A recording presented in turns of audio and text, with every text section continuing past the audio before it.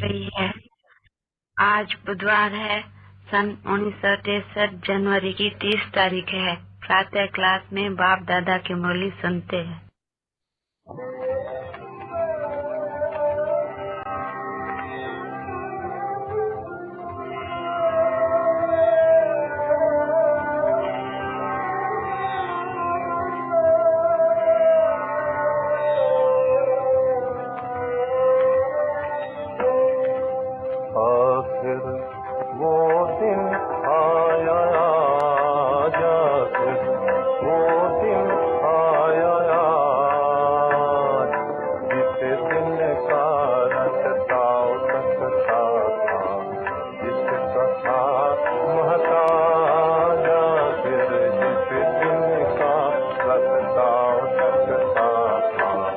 जिसका था महताज आखिर वो दिन आया, आखिर वो दिन आया। एक बैठो जो इशारा देवे फिर वहीं से शुरू करें तो इनका अर्थ बच्चों को अच्छी तरह से समझावे। वो बहुत ही अच्छी सेंसिव होनी चाहिए। अभी क्या सुना बच्चों ने? सुना कि जिस दिन के हम मोहताज थे, ये किसके मोहताज थे? सुख और शांति के ये मोहताज है भगत। ठीक है ना बच्ची? सारी दुनिया शांति और सुख है, वह सुख और शांति के मोहताज है जरूर। क्योंकि सत्युग त्रेता में कोई भी मोहताज होते ही नहीं है कि कोई की बात के लिए भी। तो अब ये गीत भी तो है तो सही नहीं गाया हुआ है ना उनके याद में। ये मोहताज से सिरताज कौन बनावे, अशांत से शांत कौन बनावे, दुखी से सुखी कौन बनावे। तो उसके याद में ये गाते हैं। ओम शांति। तो हमने सुना बाप दादा की आवाज में कि आखिर वह दिन आया आज का मतलब क्या, कि हम जिसके लिए तरस रहे थे वो दिन आ गया जब हम परमात्मा से मिलन मना रहे हैं, उनसे सुख ले रहे हैं, उनसे शांति ले रहे हैं। तो बाबा कह रहे हैं, मीठे बच्चे, प्रभात के समय मन बुद्धि से मुझ बाप को याद करो, साथ साथ भारत को दैवी राजस्थान बनाने की सेवा करो। प्रश्न है, सूर्यवंशी राजधानी की प्राइस किस आधार पर मिलती है? सूर्यवंशी राजधानी की प्राइस लेना है तो बाप का पूरा मददगार बनो, श्रीमत पर चलते रहो। आशीर्वाद नहीं मांगनी है, लेकिन योग बल से आत्मा को पावन बनाने का पुरुषार्थ करना है। देह सहित देह के सब संबंधों का त्याग, एक मोस्ट बिलवेड बाप की को याद करो तो तुम्हें सूर्यवंशी राजधानी की प्राइज मिल जाएगी। उसमें पीस, प्रॉस्पेरिटी सब कुछ होगा, प्योरिटी। तो इसीलिए वो गीत बजा, आखिर वह दिन आया आज, जिसके लिए हम लोग पुकार रहे थे कि भगवान कोई सुख नहीं, कोई शांति नहीं, अब आ जाओ। तो ओम शांति का अर्थ तो तुम बच्चों की बुद्धि में रहता है। ओम शांति यानी मैं आत्मा शांत स्वरूप हूँ। बाप जो समझाते हैं वह इस दुनिया में सिवाय तुम्हारे और किसको समझ में नहीं आएगा।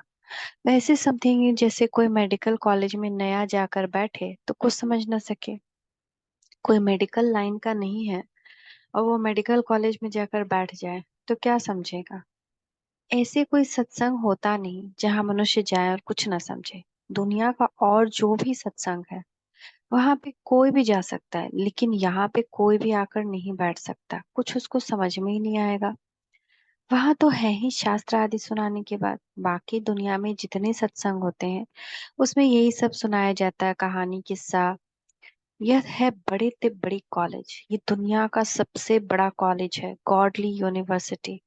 यहाँ सब नहीं बैठ सकते, ना सब समझ सकते हैं। तो अगर हम समझ रहे हैं तो सबसे पहले तो अपनी पीठ को वाहवाही देना है, भगवान का शुक्रिया करना है जिन्होंने हमें ये दिव्य बुद्धि दी इसको समझने के लिए। नई बात नहीं है। फिर से वह दिन आया आज जबकि बाप बैठ बच्चों को राजयोग सिखलाते हैं। इस समय भारत में राजाएं तो है नहीं, तुम इस राजयोग से राजाओं का राजा बनते हो, अर्थात तुम जानते हो जो विकारी राजाएं हैं उनके भी हम राजा बन रहे हैं। बुद्धि मिली है।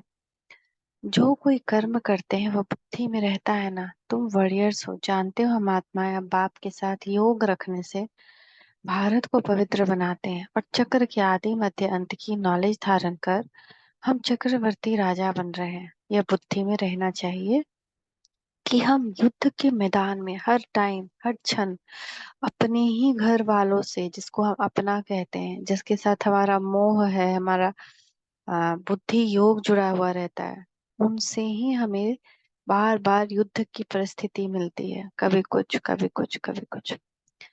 लेकिन याद रखना है विजय हमारी ही होनी है। विजय आत्माओं के ऊपर नहीं होना है, विजय विकारों के ऊपर होना है। लेकिन हम क्या करते हैं कि क्रोध से आत्माओं के ऊपर विजय करने की कोशिश करते हैं। वो कभी नहीं हो सकता। हमें आत्माओं के ऊपर नहीं, अपने ऊपर विजय होना है। अपने विकारों के ऊपर विजय होना है कि हम वो परिस्थिति आई फिर भी हमने क्रोध के शस्त्र का यूज नहीं किया, रावण के शस्त्र का यूज नहीं किया। वो परिस्थिति आई फिर भी हमने शांति के शस्त्र का यूज किया, पवित्रता के शस्त्र का यूज किया। तो ये इससे हमारी विजय होनी है, ये तो सर्टेन है। बरोबर अब इस भारत को फिर से दैवी डबल सितार राजस्थान बना रहे हैं। बाबा चित्रों के लिए बहुत अच्छी रीति समझाते रहते हैं। हम 84 जन्म पूरे कर अब वापस जाते हैं, फिर आकर राज्य करेंगे। यह सब ब्रह्मा कुमार कुमारियां क्या कर रहे हैं? ब्रह्मा कुमारियों की यह संस्थान क्या है? पूछते हैं ना। बीके फट से कहती है कि हम इस भारत को फिर से दैवी राजस्थान बना रहे हैं श्रीमत पर।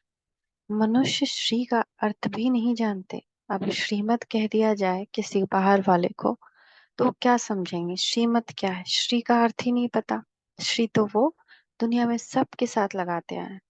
तुम जानते हो श्री श्री शिव बाबा है, उनकी ही माला है। श्री श्री कौन है? शिव बाबा। यह सारी रचना उनकी है। क्रिएटर तो बाप हुआ ना। सूर्यवंशी चंद्रवंशी जो भी है, ये सारी माला है रुद्र शिव माला।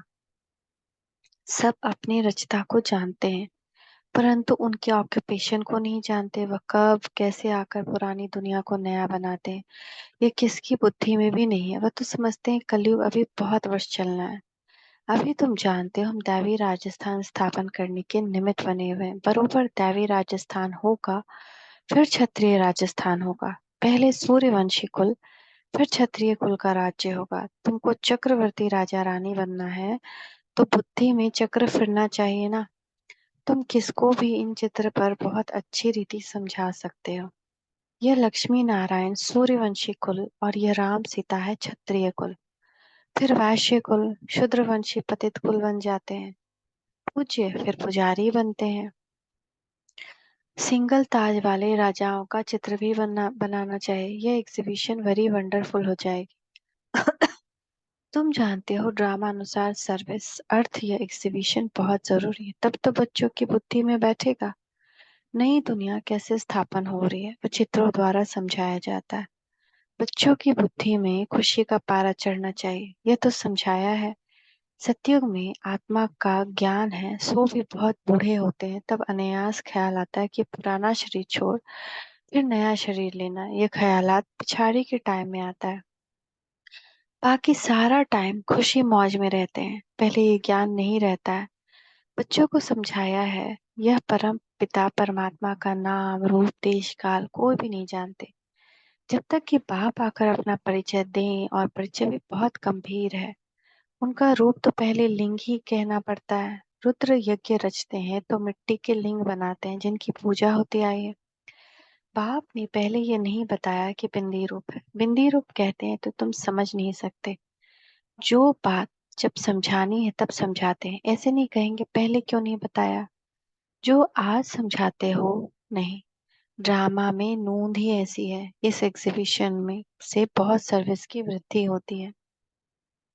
इन्वेंशन निकलती है तो फिर वृद्धि होती जाती है। जैसे पापा मोटर का मिसाल देते हैं। पहले इन्वेंशन करने में मेहनत लगी होगी, फिर तो देखो बड़े बड़े कारखानों में 1 मिनट में मोटर तैयार हो जाती है।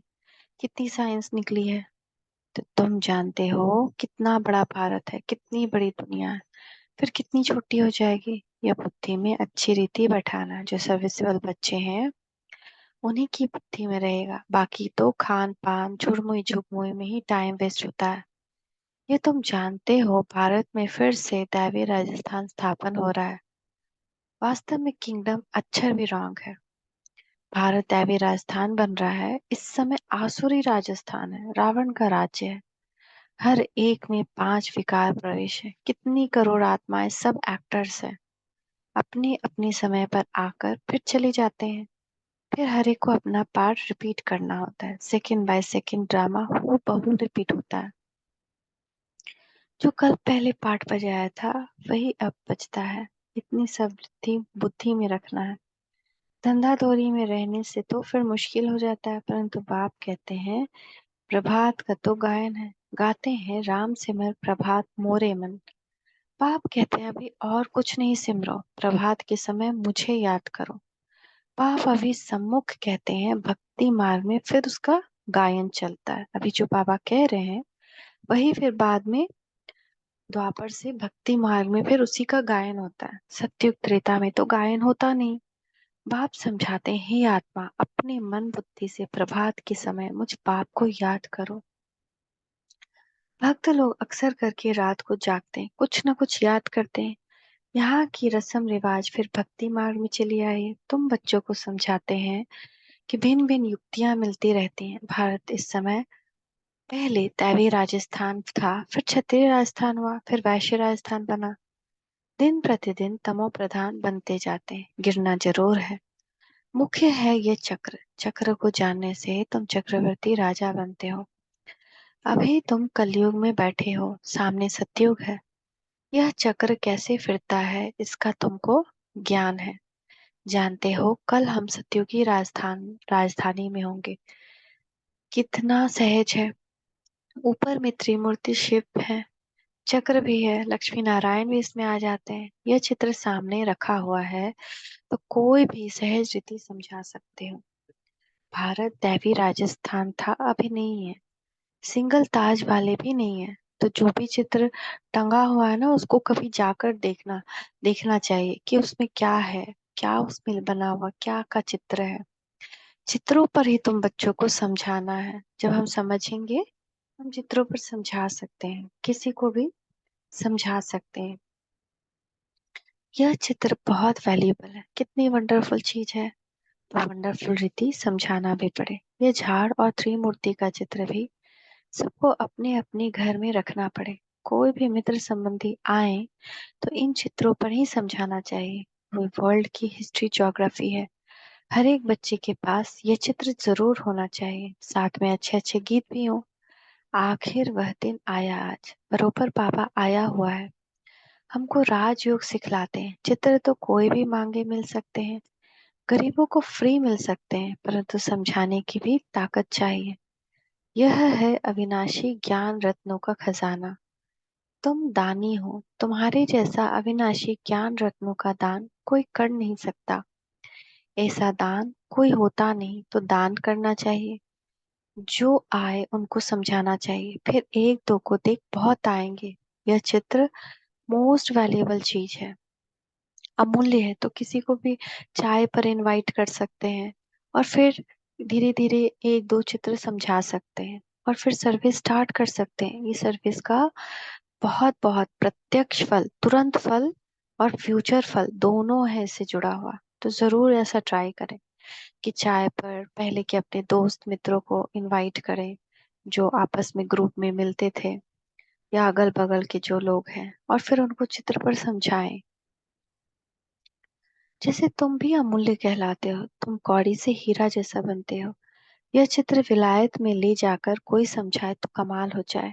तो कमाल तो हुआ ना, आज 100 200 भी ज्यादा कंट्रीज में अ, ब्रह्मा कुमारी पूरी जगह जैसे कि एक जाल की तरह बाबा फैला दिए, क्योंकि पूरे विश्व को चेंज करना है ना, सिर्फ इंडिया को नहीं चेंज करना है। और जितने देवी देवताएं थे वो सिर्फ इंडिया में नहीं है, सब किसी किसी धर्म में कन्वर्ट हो गया, पूरे विश्व में ही है।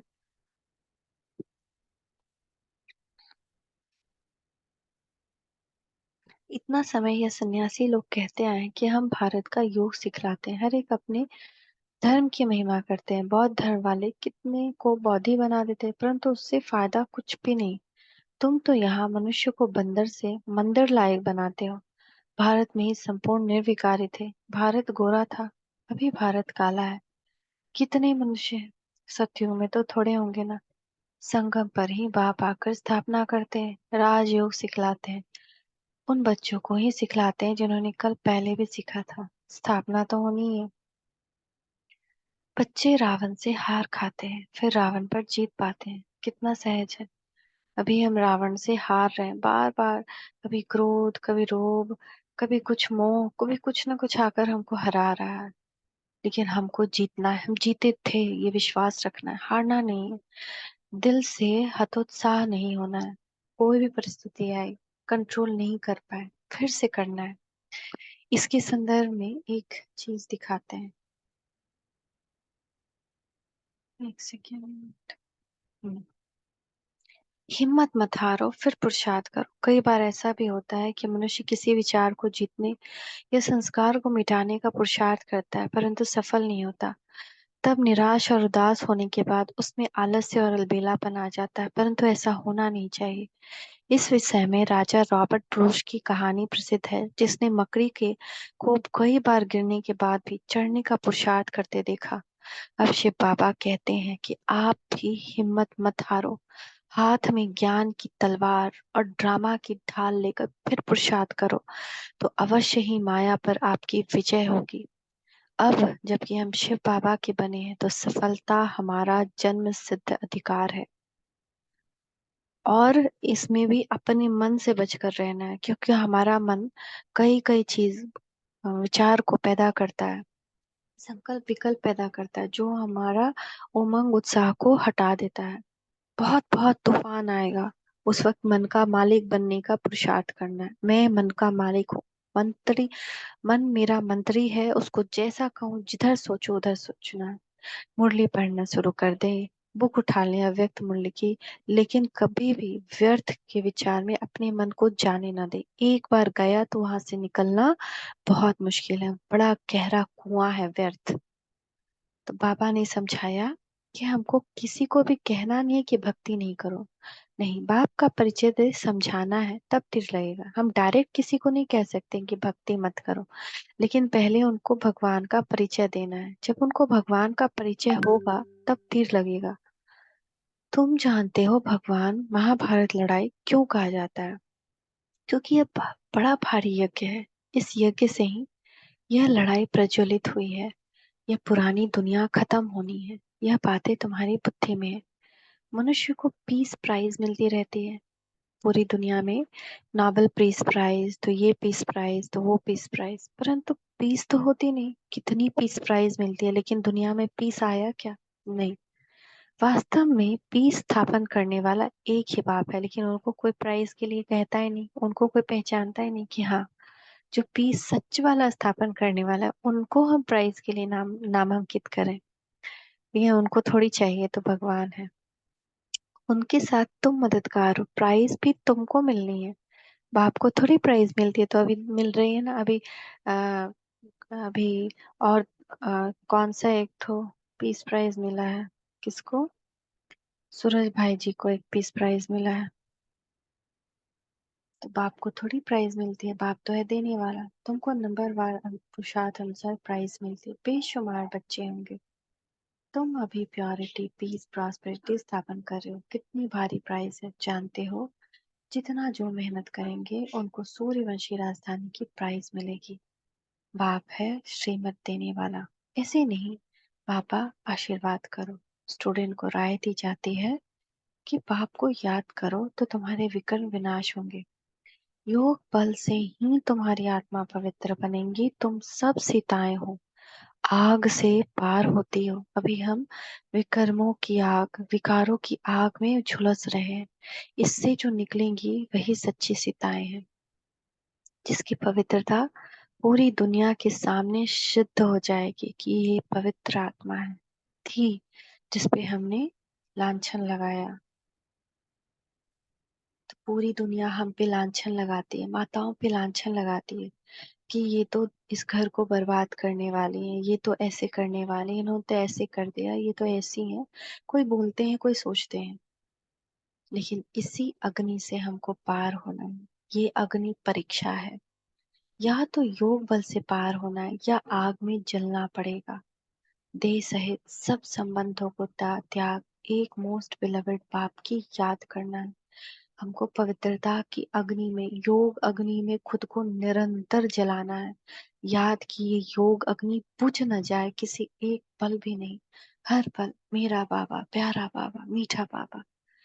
परंतु यह याद निरंतर रहने में बड़ी मुश्किलात है, टाइम लगता है। गाया भी हुआ है योग अग्नि। भारत का प्राचीन योग और ज्ञान मशहूर है क्योंकि गीता है सर्वशास्त्र वही शिरोमणि। उसमें राजयोग अक्षर है, परंतु राज अक्षर घूम कर सिर्फ योग अक्षर पकड़ लिया है।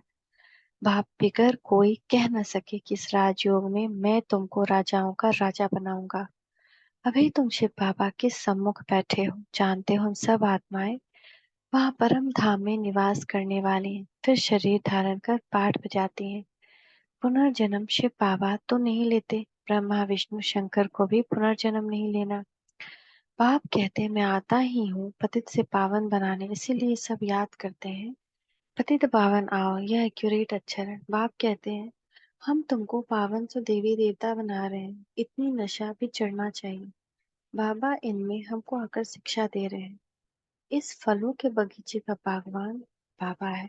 बाबा का हमने हाथ पकड़ा है। इसमें सारी बुद्धि की बात है। बाबा हमको उस पार विषय सागर से क्षीर सागर में ले जाते हैं। वहां विष होता नहीं, इसलिए उनको वाइसलेस वर्ल्ड कहा जाता है। निर्विकारी भारत था, अब वह विकारी बना हुआ है। ये चक्र भारत के लिए है, भारतवासी ही चक्र लगाते हैं और धर्म वाले पूरा चक्र नहीं लगाते, थोड़ा थोड़ा। कोई कलयुग में आया, कोई द्वापर में आया, वो तो पिछाड़ी में आते हैं। ये बड़ा वंडरफुल चक्र है। बुद्धि में नशा रहना चाहिए। इन चित्रों पर बड़ा टेंशन रहना चाहिए। सर्विस करके दिखाओ। विलायत में भी चित्र जाए तो नाम वाला होगा, विहंग मार की सर्विस हो जाए। अच्छा, मीठे मीठे सिकी लते बच्चों प्रति माता पिता बाप दादा का याद प्यार गुड मॉर्निंग। रूहानी बाप की रूहानी बच्चों को नमस्ते। रूहानी बच्चों की रूहानी माता पिता बाप दादा को याद प्यार गुड मॉर्निंग। नमस्ते बाबा, नमस्ते, शुक्रिया बाबा, शुक्रिया। धारणा के लिए मुख्य सार। पहला, अविनाशी ज्ञान रत्नों का खजाना जो मिला है उसे दान करना है। अपना समय खाने पीने झुरमुई झुगमुई में व्यर्थ नहीं गंवाना है। कोई कोई बातें हमको उदास कर देती हैं, तो उसमें अपना, और हम फिर उसी पे चिंतन शुरू करते हैं, तो उसमें व्यर्थ नहीं गंवाना है। कौरी जैसे मनुष्य को हीरा बनाने की सेवा करनी है। बाप से आशीर्वाद या कृपा नहीं मांगनी, उनकी राय पर चलते रहना है। वरदान है, सेवा द्वारा प्राप्त मान मर्तबे का त्याग कर अविनाशी भाग्य बनाने वाले महात्यागी भव। इस सेवा से कई प्राइजेस, कई मान, कई मर्तबे मिलते हैं, कई जगह सम्मान किया जाता है, लेकिन उसको बाबा को समर्पित कर देना चाहिए। स्वीकार किया तो जैसे कि जो भाग्य मिलने वाला है वो खत्म हो जाता है। तो आप बच्चे जो श्रेष्ठ कर्म करते हो, इस श्रेष्ठ कर्म अथवा सेवा का प्रत्यक्ष फल है सर्व द्वारा महिमा होना। सेवाधारी का श्रेष्ठ गायन की सीट मिलती है, मान मर्तबे की सीट मिलती है। यह सिद्धि अवश्य प्राप्त होती है, लेकिन ये सिद्धियां रास्ते की चट्टियां हैं, यह कोई फाइनल मंजिल नहीं है। इसीलिए इसके त्यागवान भाग्यवान बनो, इसको ही कहा जाता है महात्यागी बनना। गुप्त महादानी की विशेषता ही है त्याग के भी त्यागी।